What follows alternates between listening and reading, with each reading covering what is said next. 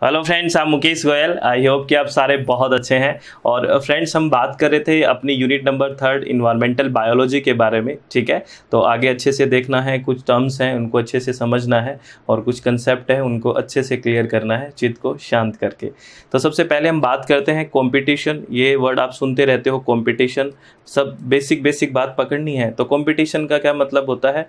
ये interaction with in और between species, ठीक है ना, और competing for the same resources, same resource, same संसाधनों के लिए। या तो इंटरेक्शन विद इन स्पीसीज हो सकता है या बिटवीन स्पीसीज हो सकता है। इसके बारे में हम आगे भी बात करेंगे, जिसको इंट्रा स्पेसिफिक या इंटर स्पेसिफिक बोलते हैं। ठीक है, तो ये यानी कि सेम रिसोर्स के लिए कंपटीशन। जैसे आप भी तो कंपटीशन करते हैं ना, कि आपको क्या चाहिए, सबको JRF चाहिए, नेट चाहिए ना, तो ये कंपटीशन। ठीक है, आप वाला किस में हो गया? ये विद इन स्पीसीज हो गया, होमोसेपियंस सेपियंस के बीच सारे। ठीक है, आगे है, हमने निस की बात करी थी। ठीक है, तो इनकी टर्म से भी क्वेश्चन पूछे जाते हैं, यूजीसी पूछती है। एक है रियलाइज्ड निश। इसको ये क्या होता है? द एक्चुअल अमाउंट, ये याद रखना बहुत इंपॉर्टेंट है, एक्चुअल अमाउंट ऑफ रिसोर्सेज और environmental condition that an organism is able to utilize with an ecosystem. यानी कि किसी भी इकोसिस्टम में, किसी भी पारिस्थितिकी तंत्र में एक्चुअल अमाउंट जो रिसोर्स की होती है, एक्चुअल अमाउंट जो संसाधन की होती है, या फिर जो एक्चुअल कंडीशन होती है इन्वायरमेंट की, जिसको कोई भी ऑर्गेनिज्म है, कोई भी जीव है, उसको यूटिलाइज कर सके, एक्चुअल जो अमाउंट होती है, दैट इज कॉल्ड रियलाइज्ड निश। ठीक है ना, इसको ध्यान रखना है, ये बहुत इंपॉर्टेंट है। यहाँ बात रखना एक्चुअल अमाउंट ऑफ रिसोर्स और इन्वायरमेंटल कंडीशन। एक एक्चुअल, वास्तव में जो सही एक्चुअल अमाउंट है किसकी, रिसोर्स की या फिर इन्वायरमेंटल कंडीशन की, जो एक्चुअल वहाँ पे है, और जिसको ऑर्गेनिज्म, कोई भी जीव है, वो क्या कर सकता है? यूटिलाइज कर सकता है उस चीज़ को, यानी कि उस जो एक्चुअल अमाउंट है उसको यूटिलाइज करने में एबल है, तो उसको कौन सा निश बोलते हैं? रियलाइज्ड निश। ठीक है ना, ये बात याद रखनी है। ठीक है ना, आगे एक होता है फंडामेंटल निश। ठीक है, फंडामेंटल निश या निके भी बोलते हैं, मैं निश बोल रहा हूँ, इसको ध्यान रखना। फंडामेंटल निश, फंडामेंटल निश क्या होता है? यहाँ से यूजीसी नेट ने क्वेश्चन पूछा है, वो तो था एक्चुअल अमाउंट। ठीक है ना, जिसको यूटिलाइज कर सकता है ऑर्गेनिज्म, जिसको हमने रियलाइज निश बात करी। और ये फंडामेंटल निश में होता है total range of environmental condition, total range of, actual नहीं है ये, total range of environmental condition that is suitable in order for an organism to exist in the absence of limiting factors. यहाँ पे कोई लिमिटिंग फैक्टर्स नहीं है। यहाँ पे जो टोटल जो रेंज है इन्वायरमेंटल कंडीशन की, वो सूटेबल, एक तरह से सूटेबल इन ऑर्डर है, किसके लिए? ऑर्गेनिज्म को एग्जिस्ट करने के लिए। सारी की सारी total range of environmental condition है, वहाँ पे तो एक्चुअल अमाउंट थी ना।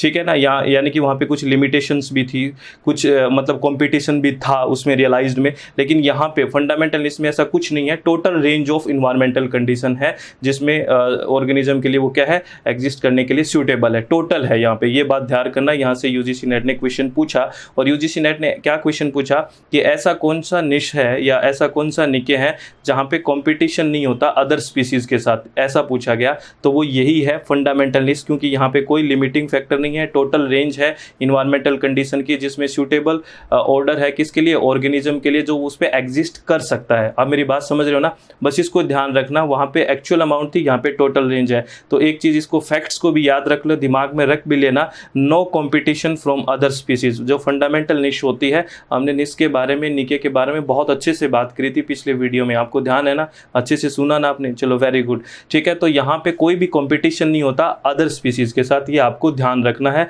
ये बहुत ही इंपॉर्टेंट है। यहाँ से क्वेश्चन यूजीसी नेट पूछ चुका है और आगे भी पूछ सकता है। ठीक है, मेरी बात समझ रहे हो? चलो आगे नेक्स्ट बात करते हैं। नेक्स्ट अपने पास टर्म क्या है friends? That is limiting factor. ठीक है ना, क्या है? कुछ लिमिटिंग फैक्टर्स, आपको पता है कुछ ना कुछ तो लिमिटिंग फैक्टर होते ही हैं। कहीं फूड की दिक्कत आ जाएगी, फूड कम पड़ जाएगा, या कुछ कोई ना कोई रिसोर्स की तो कमी आ ही जाती है, यानी कि लिमिट कर देता है वो। ओवरऑल ऐसे नहीं होता कि वो फंडामेंटल निश को ही यूज़ करे, ऐसा नहीं हो सकता। तो क्या होता है? Factor such as food access, mates और climate which prevent organism for fulfilling their fundamental निश।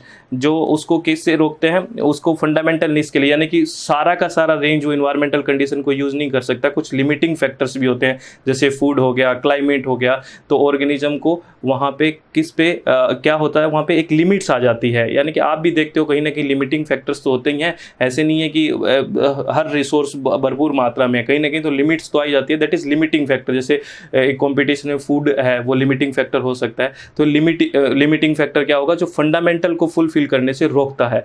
फंडामेंटल में तो क्या था, सब कुछ है, जो सारी की सारी कंडीशन आपको टोटल अमाउंट मिल रही है, बात समझ रहे हो ना। तो ये लिमिटिंग फैक्टर को भी आप ध्यान रखना, ये भी बहुत इंपॉर्टेंट है, ठीक है फ्रेंड्स। एग्जाम के पॉइंट ऑफ व्यू से सारी बातें बहुत अच्छी है और बहुत इंपॉर्टेंट है, अपने दिमाग में अच्छे से रखना है, संभाल के रखना है इनको, ठीक है। आगे कुछ इकोलॉजिकल मॉडल्स हैं जो आपको बहुत ही इम्पोर्टेंट है, एग्ज़ाम के पॉइंट ऑफ व्यू से बहुत इंपॉर्टेंट है। ये जो लोटका वोल्टेरा मॉडल है, इसके बारे में बात बहुत होती है, लोटका वोल्टेरा के मॉडल के बारे में यहाँ से यूजीसी नेट क्वेश्चन भी पूछती है। लोटका वोल्टेरा मॉडल को कंप्लीट पढ़ने से पहले या इस तक पहुँचने से पहले, इस मॉडल की बातें करने से पहले हमें बहुत सारी बेसिक चीज़ें पहले क्लियर करनी पड़ेगी, तभी ये मॉडल आपको क्लियर होएगा, ठीक है ना। तो मैं कुछ बेसिक बात बता दूं कि लोटका वोल्टेरा मॉडल किसके लिए है। ये मॉडल जो कंपटीशन है और स्पेसिफिकली ये जो इंटर स्पेसिफिक जो कंपटीशन है उसके लिए ये एक मॉडल है, जनरली उसी के लिए होता है। किसके लिए, इंटर स्पेसिफिक जो कंपटीशन होता है, यानी कि बिटवीन टू स्पीशीज़, अलग अलग स्पीशीज़ के लिए इंटर स्पेसिफिक कंपटीशन होता है, उसके लिए लोटका वोल्टेरा मॉडल सामान्यतः होता है। ये बात आप ध्यान रखना, ठीक है ना। प्रे और प्रीडेटर्स के बारे में भी ये लोटका वोल्टेरा मॉडल होता है, प्री और प्रीडेटर्स, इसके बारे में हम बहुत बात कर चुके हैं, प्रे और प्रीडेटर्स के बारे में, ठीक है ना, प्रे और प्रीडेटर्स के बारे में, ठीक है। तो इस लोटका वोल्टेरा मॉडल को कंप्लीट और अच्छे से पढ़ने से पहले मैं क्या बोल रहा हूँ, कुछ बेसिक बातें हमें आनी चाहिए। वो क्या क्या बातें हैं, सबसे पहले पॉपुलेशन क्या होता है, ठीक है, ये आपको पता होना चाहिए। मैं बेसिक बात पकड़ के फिर अपने को वहाँ लोटका वोल्टेरा मॉडल की बात को पकड़ लेना है। पॉपुलेशन क्या होता है, एक ग्रुप ऑफ इंडिविजुअल्स, ठीक है ना, all member of a single species, ठीक है ना, living together in the same habitat and are likely to interbreed. इसको क्या कहते हैं, पॉपुलेशन कहते हैं। एक ग्रुप ऑफ इंडिविजुअल है, all member of a single species, तो सिंगल स्पीसीज के इंडिविजुअल होंगे, वही तो एक पॉपुलेशन के होंगे। जैसे आप जनगणना करते हैं, पॉपुलेशन होते हैं, तो आपसे कोई पूछते हैं कि पॉपुलेशन कितनी है वर्ल्ड की या इंडिया की, तो आप क्या कहते हो, इंडिया की पॉपुलेशन 130 करोड़ के लगभग है, ठीक है, तो ऐसे बोल देते हो ना आप। तो अब आप एक बात बताइए, ये किसके लिए बोला आपने, ह्यूमन बीइंग के लिए बोला ना, जो होमो सैपियंस है, यानी कि सिंगल स्पीसीज़ के लिए बोला, ऐसे तो नहीं है। उसमें आपने सारे एनिमल्स के बारे में भी बता दिया, प्लांट्स के बारे में बता दिया, ऐसा तो नहीं है ना, नहीं है। तो एक पॉपुलेशन क्या है, एक ग्रुप ऑफ इंडिविजुअल है, all member of a single species, एक सिंगल स्पीसीज़ के बारे में बात करता है, ठीक है। तो ये तो पॉपुलेशन की बात होगी, समझ में आ गया, चलो वेरी गुड। आगे बात करते हैं, इन कुछ बेसिक टर्म को बिल्कुल दिमाग में रखना है। और कौन सी ऐसी चीज़ें हैं जो पॉपुलेशन के साइज़ को इन्फ्लुएंस करेगी, प्रभावित करेगी, ठीक है। एक तो नेटिलिटी होती है जन्म दर। तो आप बताइए, अगर जन्म दर अच्छी होगी, बहुत ज़्यादा होगी, तो पॉपुलेशन का साइज़ भी क्या होगा, ज़्यादा होगा, ठीक है। मोर्टेलिटी होती है मृत्यु दर। अगर मृत्यु दर ज़्यादा होगी, मृत्यु दर अगर ज़्यादा होती है तो पॉपुलेशन का साइज़ कम हो जाएगा, ठीक है ना। ये क्वेश्चन ऑब्जेक्टिव टाइम में बन सकते हैं, थोड़ा रिलैक्स होकर चित्त को शांत करके सुनना है, ठीक है। इमिग्रेशन हो सकता है, ठीक है, और एमिग्रेशन भी हो सकता है। इन चारों चीज़ों से क्या होता है, जो पॉपुलेशन का जो साइज़ है वो इन्फ्लुएंस होता है, प्रभावित होता है। ये आपको बात ध्यान रखनी है। पॉपुलेशन क्या है, ये बात समझ में आ गई। और पॉपुलेशन का जो साइज़ है किन किन चीज़ों से मेनली प्रभावित होता है, इन्फ्लुएंस होता है, वो बात भी आपको समझ में आ गई। नेटिलिटी यानी कि जन्म दर, मोर्टेलिटी यानी कि मृत्यु दर, इमिग्रेशन यानी कि अप्रवास, और एमिग्रेशन यानी कि जो प्रवासी होते हैं। इस तरह की जो बातें होगी, इन चारों बातों से क्या हो सकता है, पॉपुलेशन का साइज क्या हो सकता है, इन्फ्लुएंस हो सकता है, प्रभावित हो सकता है। ये बात आपको समझ में आ गई होगी, ठीक है ना। चलो वेरी गुड, आगे बात करते हैं। आगे नेक्स्ट बात करते हैं कंपटीशन। कंपटीशन मेनली हम दो तरह की बात करते हैं कंपटीशन में, एक तो इंट्रा स्पेसिफिक और एक इंटर स्पेसिफिक, जो हमने बात करी थी पहले कि हम बात करेंगे आगे, ये बोला था ना, तो ठीक है। इंट्रा स्पेसिफिक क्या होता है, competition among the member of same species. अगर सेम स्पीसीज, सेम जाति प्रजाति के बीच अगर कंपटीशन होता है, दैट इज इंट्रा स्पेसिफिक। और competition among the member of different species, that is inter specific. क्या होता है, इंटरस्पेसिफिक। और जो लोटका वोल्टेरा मॉडल की बात आती है, जो लोटका वोल्टेरा की बात आती है फ्रेंड्स, वो मेनली या जनरली हम किसके लिए बात करते हैं, याद रखना, वो जनरली हम बात करते हैं इंटरस्पेसिफिक कंपटीशन के लिए, यानी कि डिफरेंट स्पीसीज़ के कंपटीशन के लिए। ये थोड़ा आप ध्यान रख लेना, यहाँ से ऑब्जेक्टिव टाइप क्वेश्चन बन सकता है। ठीक है, आपको बात समझ में आ रही है ना? चलो वेरी गुड, सारी बातें समझते हो आप। एक आप वर्ड पढ़ोगे कैरिंग कैपेसिटी, ठीक है ना। ये सारी बातें मैं इसलिए क्लियर कर रहा हूँ कि जब आप लोटका वोल्टेरा मॉडल के बारे में बात करेंगे तो सारी चीज़ें आपको वहाँ पे मैं अगर के भी बोलूँगा ना शॉर्ट में, तो आप समझ जाओगे कि ये कैरिंग कैपेसिटी था। इसीलिए मैं सारी चीज़ें हमें बेसिक पकड़ के चल रहे हैं, ठीक है, समझ में आनी चाहिए हर बात। कैरिंग कैपेसिटी नाम से ही समझ रहे हो, कैरिंग कैपेसिटी को सी से नहीं है, कैपिटल के से लिखते हैं, ये थोड़ा ध्यान रख लेना। कैरिंग कैपेसिटी यानी कि धारण करने की क्षमता, ये कैरिंग कैपेसिटी होती है। जैसे मान लेते हैं आपके घर में 5 सदस्य को रहने की क्षमता है, तो आपके घर की कितनी कैरिंग कैपेसिटी होगी? 5 होगी। तो वैसे भी तो क्या होता है, एक स्पेसिफिक जो अपने पास इन्वायरमेंट है, जो जितने भी रिसोर्स हैं इन्वायरमेंट के अंदर, वो उनकी भी तो एक कैरिंग कैपेसिटी होगी ना। उससे ज़्यादा होगा तो डिस्टर्ब हो जाएगी चीज़ें, उससे ज़्यादा अगर तब कहते हैं ना कि पॉपुलेशन बढ़ रही है, पॉपुलेशन बढ़ रही है, क्यों? क्योंकि इस ज़्यादा रिसोर्स का कंजप्शन होगा, इतनी कैरिंग कैपेसिटी नहीं है, लेकिन हम उससे पार कर रहे हैं, उसको पार करके जा रहे हैं, तो डिस्टर्ब हो रहा है। कैरिंग कैपेसिटी मतलब उस तरीके से धारण करने की क्षमता कितनी है।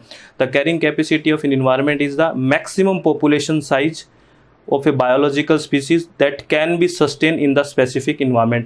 भाई इतनी मैक्सिमम पॉपुलेशन रह सकती है इस इन्वायरमेंट में, वो इन्वायरमेंट इतनी ही पॉपुलेशन को धारण कर सकता है, इससे ज़्यादा नहीं कर सकता। वो उस इन्वायरमेंट की क्या होगी, कैरिंग कैपेसिटी होगी, धारण करने की उसकी क्षमता होगी। इसको किससे लिखते हैं, कैपिटल के से लिखते हैं, ये थोड़ा ध्यान रखना, ठीक है फ्रेंड्स।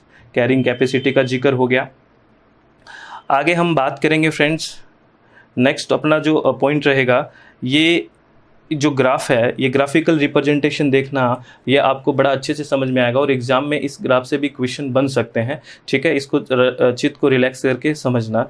यहाँ पे पॉपुलेशन है, ठीक है, यहाँ पे पॉपुलेशन है और यहाँ पे नीचे क्या है अपने पास, ये है समय यानी कि टाइम, ठीक है ना। तो ये अपने कर्व बनाया है लॉजिस्टिक या एस शेप्ड कर्व बोलते हैं इसको, ठीक है ना। देखो एस शेप्ड कर्व है ना, लॉजिस्टिक कर्व या फिर एस शेप्ड कर्व बोलते हैं इसको, तो लॉजिस्टिक एस शेप्ड कर्व बोलते हैं इसको। तो इसको सुनना, ये जो है ना मैक्सिमम कैरिंग कैपेसिटी है, जो रेड में है ये क्या है, मैक्सिमम कैरिंग कैपेसिटी है। यहाँ से बाद यानी कि इतना ही ये इन्वायरमेंट है वो कैरी कर सकता है पॉपुलेशन को, तो यहाँ कैरिंग कैपेसिटी आ गई। तो इसमें क्या लिखेंगे, stable equilibrium is met when the population align with the carrying capacity line.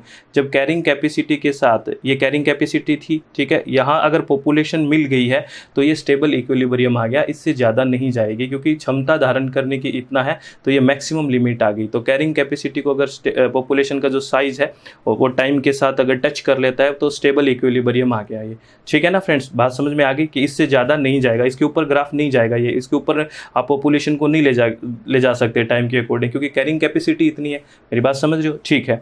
अब देखो यहाँ पे स्लो ग्रोथ है, ठीक है, यहाँ पे फास्ट ग्रोथ है और यहाँ पे भी स्लो ग्रोथ है, ठीक है। इसको रिलैक्स होके सुनना।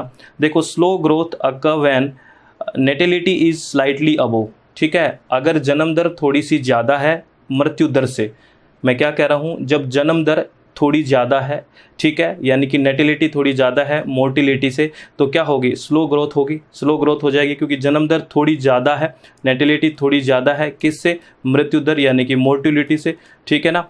तो क्या होगा, स्लो ग्रोथ होगी। अगर फास्ट ग्रोथ कब होगी, फास्ट ग्रोथ होगी जब natality is drastically greater than mortality.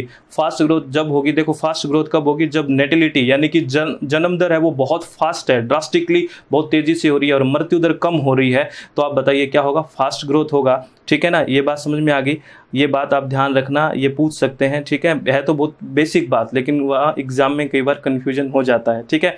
अब आगे जो तीसरा पॉइंट है ये भी बहुत इंपॉर्टेंट है, ये कह रहा है the S shaped logistic curve is formed when growth rate, ये आपसे ये क्वेश्चन पूछा जा सकता है कि एस शेप्ड या एस शेप्ड जो लॉजिस्टिक कर्व है वो कब बनता है, किस सिचुएशन में बनता है, तो आपको क्या कहना है, the S shaped logistic curve is formed when growth rate decreases as carrying capacity is approached by the population, यानी कि जो ग्रोथ रेट है वो डिक्रीज होना शुरू हो जाए जब वो कैरिंग कैपेसिटी तक पहुंच जाए। The S shaped logistic curve is found when growth rate decreases as carrying capacity is approached by the population. जब कैरिंग कैपेसिटी अप्रोच कर लेती है, यानी कि जो पॉपुलेशन है वो कैरिंग कैपेसिटी तक पहुंच जाती है और तब डिक्रीज होना शुरू होगी, तब क्या बनेगी, एस शेप्ड कर्व बनेगा। यानी कि कैरिंग कैपेसिटी का बहुत बड़ा ही रोल है, या कैरिंग कैपेसिटी का ही रोल है एस शेप्ड कर्व में। ठीक है, कैरिंग कैपेसिटी तक पहुंच गया तो ऐसा ही होगा, तभी तो एस बनेगा ना। अगर ये कैरिंग कैपेसिटी जितना ऊपर हो गया, कैरिंग कैपेसिटी को आप हटा देते हो तो ऊपर चला जाएगा, है ना, तो एक्सपोनेंशियल ग्रोथ हो जाएगा तब तो इसमें क्या आएगा, logistic S shaped curve.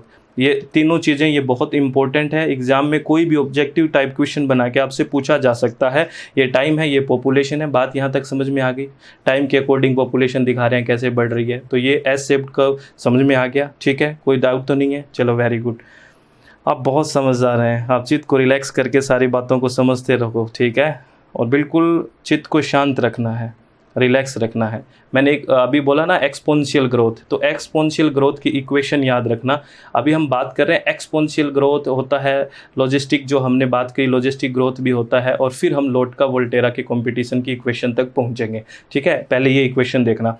Exponential growth equation को कैसे लिखते हैं, dn/dt इजकल टू Rn। ठीक है ना, dn/dt इजकल टू Rn।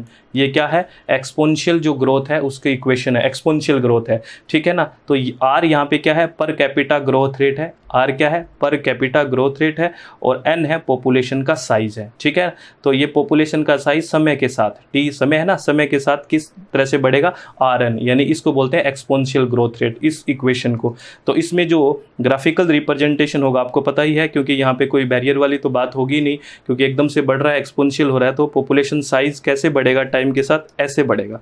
ये एक्सपोनेंशियल ग्रोथ का क्या है, आपके पास एक्सपोनेंशियल ग्रोथ हो रही है। देखो पॉपुलेशन का साइज कैसे बढ़ रहा है, एकदम से यूं करके यूं बढ़ रहा है, तो एक्सपोनेंशियल ग्रोथ होगी ना ये, तो इसको बोलते हैं एक्सपोनेंशियल ग्रोथ इक्वेशन। तो एक्सपोनेंशियल ग्रोथ इक्वेशन का समझ में आ गया ना, क्या है dn/dt इक्वल टू Rn। ठीक है, R क्या है ये भी समझ में आ गया, N क्या है वो भी समझ में आ गया, नंबर ऑफ या पॉपुलेशन साइज है ये। ठीक है ना, नंबर है ये।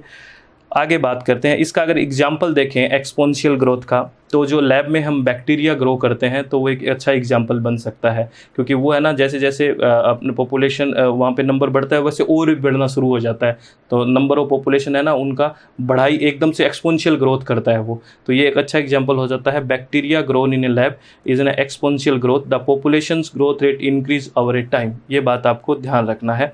ठीक है, ये बात आप ध्यान रखना प्लीज़। ठीक है, ये एक्सपोनेंशियल ग्रोथ का एग्जांपल है। आगे बात करें, अब बात करते हैं लॉजिस्टिक ग्रोथ की, जिसमें हमने एस शेप कर्व की बात करी थी। ठीक है, तो अब इसकी कुछ बेसिक बात बता देता हूँ आपको। जो एक्सपोनेंशियल ग्रोथ है वो may happen while if there are few individual and many resources. Exponential growth कब होगी आप बताइए, एक्सपोनेंशियल ग्रोथ तब होगी जब इंडिविजुअल बहुत कम है और रिसोर्स बहुत ही ज़्यादा है, तब होगी एक्सपोनेंशियल ग्रोथ। इंडिविजुअल कम है और रिसोर्स बहुत ज़्यादा है तो एक्सपोनेंशियल ग्रोथ होएगी एकदम से, क्योंकि संसाधन की कोई कमी नहीं है। ठीक है ना, लेकिन जब क्या होगा, when the number of individual get large enough, जब नंबर ऑफ इंडिविजुअल लार्ज हो जाते हैं, उनके नंबर बढ़ जाते हैं, resource start to get up used up. जैसे जैसे नंबर ऑफ इंडिविजुअल ज़्यादा हो जाएंगे, आपको पता है रिसोर्स ऐसे यूज़ होते जाएंगे।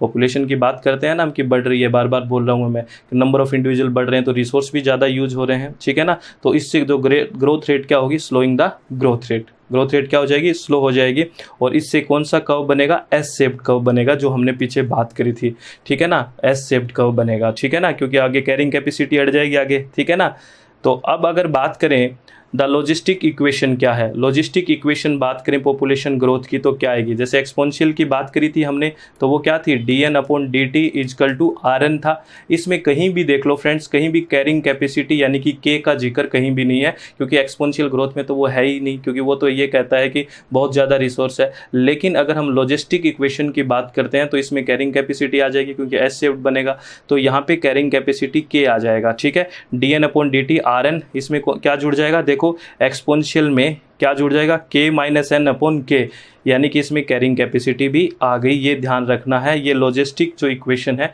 ये वो है। ठीक है ना, लॉजिस्टिक इक्वेशन में पॉपुलेशन ग्रोथ एक सिंगल स्पीसीज की, n एक सिंगल स्पीसीज मान लिया, इसकी कैसे होगी, तो यहाँ रोल देखो किसका है, कैरिंग कैपेसिटी का है कि नहीं, अरे है कि नहीं? तो ये फॉर्मूला याद रखना प्लीज़, इम्पोर्टेंट है, इम्पोर्टेंट है, आगे बहुत काम आएगा जब जब उसके मॉडल के बारे में बात करेंगे, ठीक है ना? याद रखोगे? चलो वेरी गुड। ये लॉजिस्टिक इक्वेशन है पॉपुलेशन ग्रोथ की एक सिंगल स्पीसीज़ की, dn/dt equal to rn k minus N upon K, और के यहाँ क्या है? कैरिंग कैपेसिटी है, ठीक है? समझ में आ गई? क्योंकि आपको पता है कैरिंग कैपेसिटी है तो वो लिमिट तो कर ही देगा, ठीक है? अरे ठीक है कि नहीं? चलो ठीक है, आगे बात करते हैं। ये देखो कैरिंग कैपेसिटी वाला वही पॉपुलेशन साइज लॉजिस्टिक में ऐसा ही बनता है ना, अबे पहले भी बात करी है ना, देखो ऐसा ही बनेगा। यहाँ पे कैरिंग कैपेसिटी आ गई तो ये एस शेप बन गया कि नहीं बन गया? ठीक है, चलो वेरी गुड। दोबारा दिखा दिया आपको क्योंकि ये इसलिए कह रहा हूँ कि बहुत इंपॉर्टेंट है। यहाँ से देखो यूजीसी ने क्या क्वेश्चन पूछा, अब आंसर देना। बड़ा अच्छा क्वेश्चन था। In an ecosystem there is a single species which draw its food from its environment. एक इकोसिस्टम में एक सिंगल स्पीसीज है which draws its food from the environment, जो इन्वायरमेंट से फूड लेती है। But the food supply is limited, लेकिन food की सप्लाई क्या है? वो लिमिटेड है। Which of the following model would be the most appropriate to explain population growth in such an ecosystem. तो ऐसे इकोसिस्टम में जहाँ पे फूड सप्लाई है वो लिमिटेड है किसी स्पीसीज़ के लिए, तो उसके लिए आप कौन सा कर्व बनाओगे? तो इसके मतलब वहाँ पे फूड सप्लाई कम है, लिमिटिंग फैक्टर आ गया कि नहीं आ गया? यानी कि उस इन्वायरमेंट की उतनी कैरिंग कैपेसिटी नहीं है, फूड थोड़ी कम है, यानी कि रिसोर्स कम है। तो सीधी सी बात है, इसमें कौन सा बनाओगे कर्व? सीधा सा बता दो कौन सा, इसमें तो सोचना ही नहीं है। कौन सा बनाओगे? लॉजिस्टिक मॉडल ही बनाओगे, क्योंकि आपको क्या बनाना है? एस शेप्ड बनाना है। अरे एस शेप्ड बनाना है कि नहीं बनाना है? यहाँ पे आपने क्या ले लिया? आपने यहाँ बोल दिया कि यहाँ पे फूड की कमी है, इतनी कैरिंग कैपेसिटी थी इसकी। अरे बात समझ में आ गई कि नहीं आ गई? ये क्वेश्चन पूछा है यूजीसी ने, और ये क्वेश्चन बहुत इंपॉर्टेंट है, ध्यान रखना है फ्रेंड्स, ठीक है? आपको कंसेप्ट क्लियर हो जाना चाहिए, बाद में क्वेश्चन कैसा ही आ जाओ फ्रेंड्स, आपके आगे टिकने वाला नहीं है, ठीक है? अरे बात समझ में आ गई ना? अब क्या है, अब हम बात करते हैं, सीधा चलते हैं लोटका वोल्टेरा मॉडल पे, यानी कि inter specific competition लोटका Volterra model, ठीक है? इसकी इक्वेशन देखना कैसी है, अच्छे से समझना क्या है। स्पीसीज 1 और स्पीसीज 2 ले लिए मैंने, इसको पहले मैं आपको समझा देता हूँ, इधर समझना। इस आप वाइट पेज पे एकदम कंप्लीटली इसको समझ लेते हैं। ऐसे समझो, एक स्पीसीज 1 है, स्पीसीज 1, और एक स्पीसीज है 2, ठीक है ना फ्रेंड्स? एक स्पीसीज़ 1 है, एक स्पीसीज़ 2 है। तो आप बताइए, ये रिसोर्स के लिए कंपटीशन करेंगे, ठीक है? क्योंकि बात ही भी इंटर स्पेसिफिक कंपटीशन है, क्योंकि सेम जो सेम रिक्वायरमेंट होगी उसके लिए क्या करेंगे? कंपटीशन करेंगे। तो अगर इसके ऊपर इम्पैक्ट देखेंगे, किसका? 2 का 1 पे, 2 का इम्पैक्ट किस पे? 1 पे, तो इसका बोल देंगे अल्फा 1 2, ठीक है ना? क्या बोल देंगे? अल्फा 1 2, यानी कि 2 नंबर स्पीसीज का 1 पे इम्पैक्ट तो डालेगी कि नहीं डालेगी? 2 नंबर स्पीसीज का 1 नंबर स्पीसीज पे इम्पैक्ट, इसको अल्फा 1 2 से लिख देते हैं, ठीक है? समझ में आ गई बात? अल्फा 1 2। अरे समझ में आ गई कि नहीं आ गई? बता दो। ठीक है, चलो समझ में आ गई। तो अगर ये 2 1 पे डालती है तो 1 है वो भी तो 2 पे डालेगा, इम्पैक्ट डालेगी कि नहीं डालेगी स्पीसीज? तो इसको क्या लिखेंगे? अल्फा 1 डाल रही है किस पे? 2 पे, तो जो इम्पैक्ट डाल रही है वो उसके ऊपर लिखना होता है, यानी कि पीछे से वार करता है, ऐसे मान लो रे, ठीक है? यानी कि ये 2 पे इम्पैक्ट किसका? 1 का, यानी कि 1 का इम्पैक्ट 2 पे, यही तो बात है ना? यानी कि जिसका इम्पैक्ट होता है वो पीछे आता है, पीछे से वार करता है, ये मान लो, और जिस पे होता है वो आगे, ठीक है ना? अरे समझ रहे? पीछे से छुरा घोंप दिया, ठीक है? समझ गए? तो ये क्या हो गया? अगर इसकी बात करें, यानी कि स्पीसीज़ 2 का स्पीसीज़ 1 पे इम्पैक्ट, ठीक है? और ये हो गया स्पीसीज़ 1 का स्पीसीज़ 2 पे इम्पैक्ट, ठीक है? समझ में आ गई? अब इसको क्या लिख देते हैं? इसको लिख देते हैं बीटा।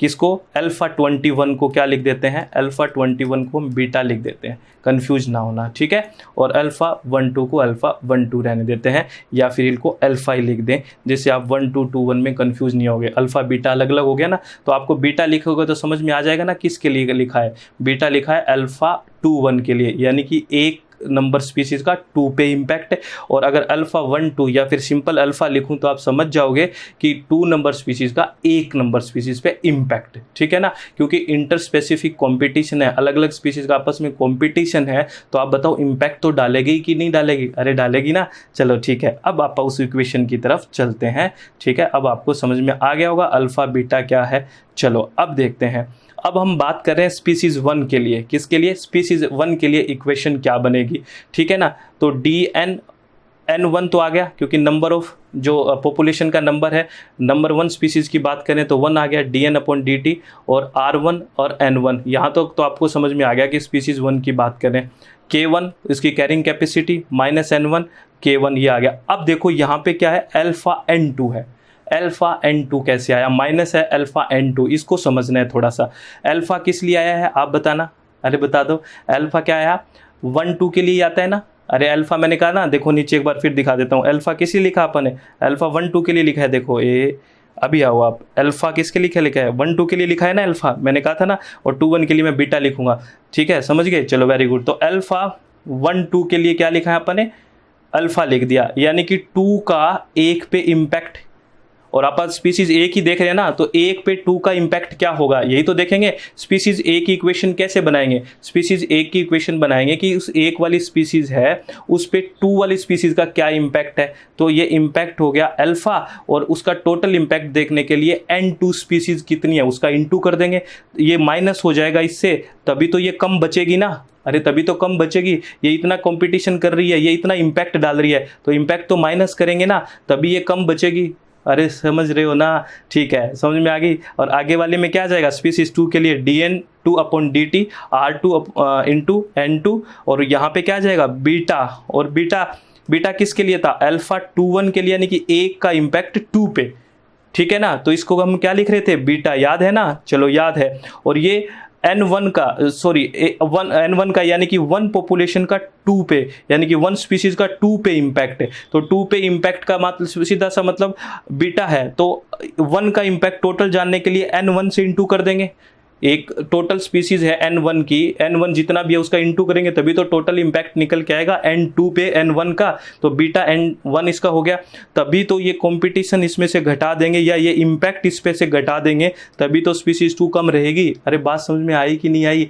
ये इक्वेशन समझ में आ गई ना, तो सब कुछ समझ में आ गया। 1 2 बार सुन लेना, सुन लोगे ना प्लीज़, बहुत इंपॉर्टेंट है। वैसे तो बहुत सिंपल बात है, इम्पैक्ट देखना है, अल्फा 1 2 और 2 1 की बात देखनी है, ठीक है ना। अरे समझ में आ गए कि नहीं आया? ठीक है ना। तो ये मैंने लिख भी दिया है, कंपटीशन कोफिशिएंट अल्फा क्या है? The effect in individual of species 2 has on the population growth of species 1, और बीटा क्या है? The effect on individual of species 1 has on the population growth of species 2, ठीक है। तो ये जो इक्वेशन है, कौन सी इक्वेशन? ये दोनों equation, interspecific competition, लोटका Volterra model की ये दोनों इक्वेशन है, ये आप ध्यान रखना प्लीज़। इसके बारे में, लोटका वोल्टेरा के बारे में और भी कुछ बातें करेंगे अभी, ठीक है, लेकिन इतनी बातें अभी आप याद रख लेना। इस वीडियो को आप 2 बार देखें, अच्छे से चित्त को रिलैक्स करके शांति से देखें, तब आगे की बात आपको सारी समझ में आ जाएगी, क्योंकि 1 2 क्वेश्चन हमेशा यहाँ से फंस जाते हैं और बहुत सी बातें आपको क्लियर हुई होगी, बहुत से अच्छा लग रहा होगा। तो आप रिलैक्स होकर, चित्त को शांत करके अच्छे से इस वीडियो को देखें, 2 बार देखें। और जीवन में कोई टेंशन नहीं है, जीवन में सब अच्छा है। पता नहीं आपने टेंशन क्यों लेते हो, इतनी सब मुझे बताते हैं ये टेंशन में, क्यों टेंशन हो रही है? रिलैक्स रहो, चित्त को शांत करो, सब बहुत बढ़िया है। और अगर खुश हो के अगर शांति से पढ़ाई करोगे ना, तो बहुत अच्छा रिजल्ट होगा फ्रेंड्स। जितनी टेंशन लोगे रिजल्ट उतना ही खराब होगा। तो आप अच्छे से रहें, खुश रहें। All the very best. Thank you, thanks a lot friends.